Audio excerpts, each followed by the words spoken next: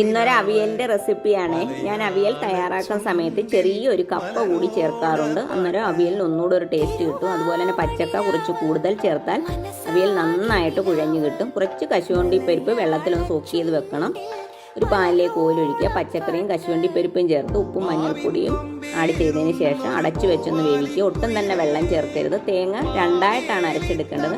കുറച്ച് തേങ്ങയിലേക്ക് ജീരകവും മുളകുപൊടിയും മഞ്ഞൾപ്പൊടിയും ചേർത്ത് കുറച്ചൊന്ന് നല്ലതായിട്ടൊന്ന് അരച്ചെടുക്കുക. ബാക്കി തേങ്ങയിലേക്ക് ചെറിയുള്ളിയും കറിവേപ്പിലയും പച്ചമുളകും ചേർത്ത് ഒന്ന് ക്രഷ് ചെയ്തെടുക്കുക. വെന്ത് വന്ന വെജിറ്റബിളിലേക്ക് തക്കാളി അരപ്പും ചേർത്ത് അടച്ചു വെച്ച് ചെറിയ തീയിലൊന്ന് കുക്ക് ചെയ്യുക.